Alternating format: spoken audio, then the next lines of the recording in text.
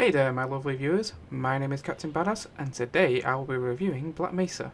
Black Mesa is a faithful remake of Valve's first game, Half-Life. It first started out as a mod back in 2005 by a group of fans, and has now become a fully developed game with a new added and completed Zen chapters.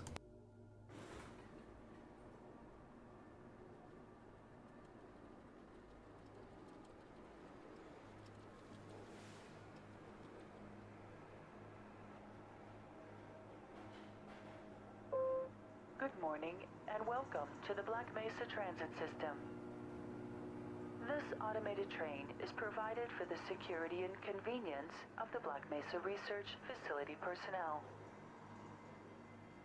The time is Okay, so the story begins with you taking a tram to work like any other day. You get to the area of the facility that you work in, which is Sector C Test Labs, where you then head to the locker room where you change into your HUV suit ready for the experiment that you're about to take part in. You make your way to the test chamber and everything seems to be going right until you slot in the experimental piece that you are experimenting on, which then everything goes crazy and all hell breaks loose. Atmospheric contaminant sensors activated. Vital sign monitoring activated. At any moment.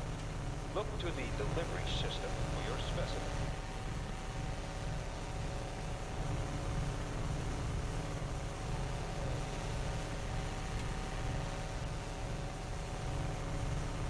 Standard insertion for non-standard specimen. Get away from the fan! Oh, God. Shut it down. Shutting down. Someone get him out of there. Shut it down. It's not shutting down. Move down.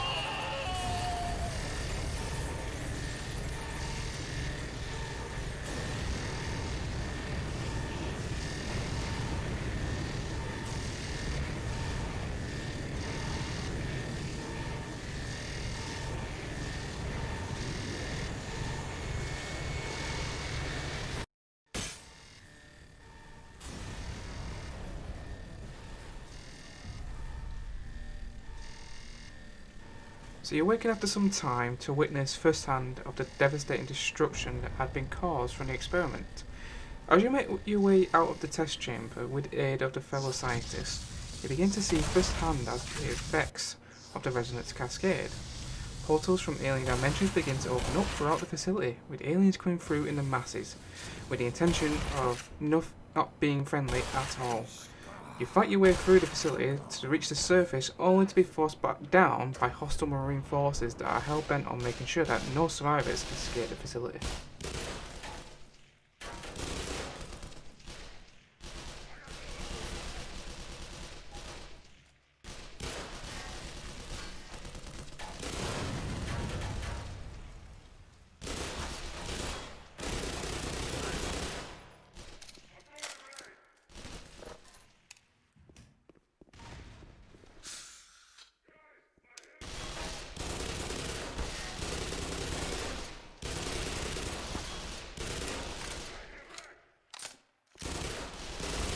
So after battling the Marines and being forced back into the facility, you were then advised by a scientist to use the old decommissioned railway system due to the Marines disabling parts of the transit system. He informs that most of the scientists are taking shelter at the Lambert complex and are hoping to reverse the incident, and that you should make your way there. That right? Now look, if anyone can end this catastrophe, it's the science team in the Lambda complex at the opposite end of the base. With the transit system out, I couldn't tell you how to get there. But there's an old decommissioned rail system somewhere through here beyond the silo complex. If you can make it through the rocket test labs, you might be able to worm your way through the old tunnels to track down whatever is left of the Lambda team. You can trust them. You can trust all of us. As you progress through parts of the old decommissioned railway system, you are stopped by a security guard who informs you that you will need to launch a satellite delivery rocket in order to help members of the Lambert team to reverse the incident, as unfortunately the Marines have aborted the launch. Some sort of satellite delivery rocket or something. I don't know where it is exactly. The old guy was so worried about getting out alive he didn't think to stop and tell me. The main thing is, the military aborted the launch.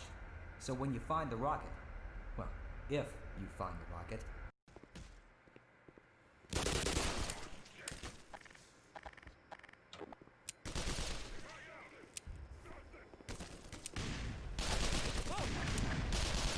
Ammunition.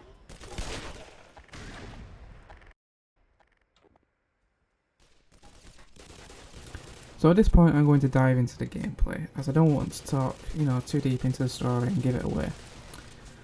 So to begin with, let's talk about the combat. The combat is what I would say is the bread and butter of the game, as it is more 85% FPS and 50% puzzle solver. Now the combat is not your typical Call of Duty shoot the place up and progress kind of combat. It is more of a situational type, as you have various weapons that all serve a purpose and its environments. But it also depends on how you, the player, want to tackle the situation. As a shotgun, for example, is ideal for close quarter combat and some mid-to-range encounters. But if you wanted to run ahead first into an open area with enemies, there is nothing stopping you from doing this. But you will probably regret sacrificing some of your armor and health for doing this.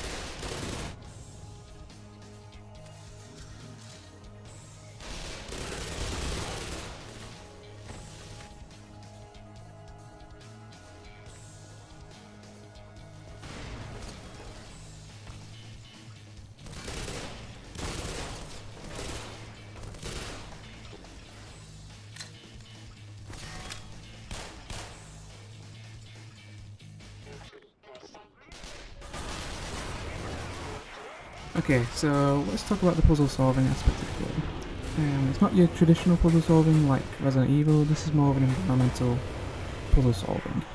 Such as during the underground railway segment of the game, you come across this turntable, but there is no power. So when you make your way down to the generator that powers the controls, you notice that there is a couple of crates that have gotten clogged inside the machinery. After removing these crates and throwing the switch, the power comes back online and you are now able to use the railway system once again. But before you can progress, you have to deal with the giant gargantuan that is blocking your path. So you use a nearby generator to kill it in order to remove it from your path.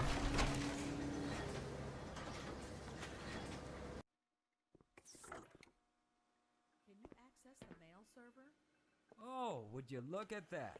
Freeman actually did show up. For Okay, so now let's talk about the graphics. The graphics are one of the many improvements when comparing it to the original Half-Life.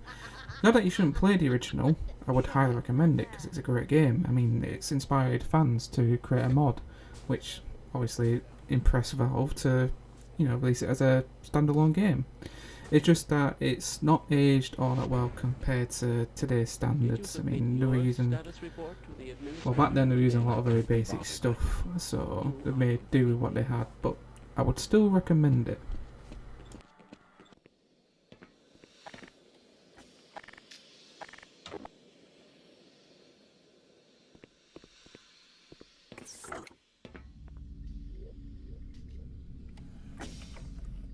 Another improvement are the environmental graphics in Black Mesa.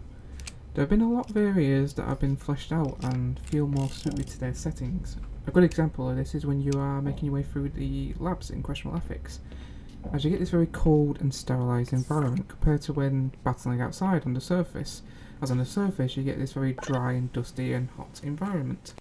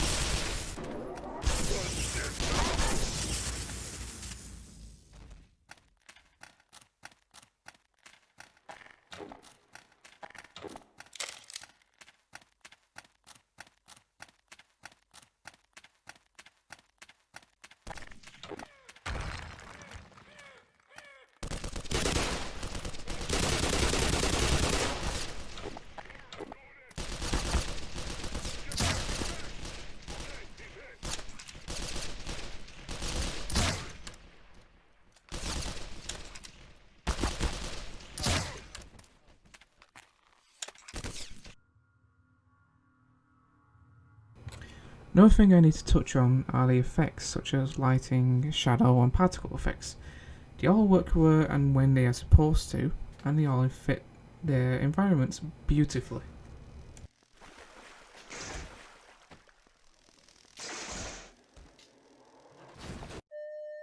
Welcome to the HEV Mark IV protective system for use in hazardous environment conditions.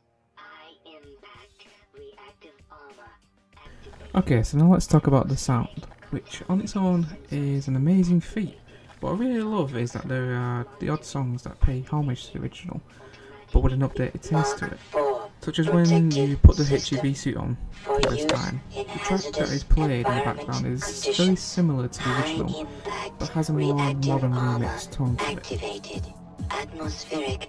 But it's not just the music that has been updated, the sounds for the environments have also had a nice little upgrade and fit the parts, such as big steel doors opening, as well as the enemies having their own style of voice, allowing for different types of emotions such as anger and pain and fear. Weapons in your roster have also had their own unique and distinctive sounds when firing and reloading.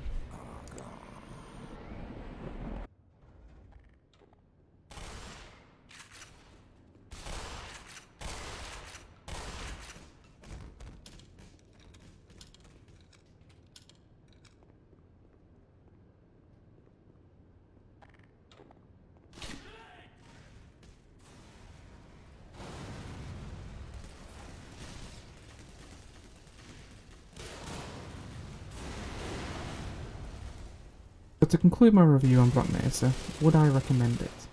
Yes, it is a great game that deserves all the praise and attention, but it's not a perfect game and has some flaws, with certain chapters going on longer than they should, such as Blast Pit, Power Up, On a Rail and Residue Processing. But that's mostly because the game is based on Half-Life 1, and these chapters weren't that great back then either. But the game as a whole is still fun to play and has a great story. Plus, there are tons of mods that you can add to it, which always change things up. You know, add a bit of comedic laughter to the game. But yeah, I would definitely recommend it, and you should definitely play it.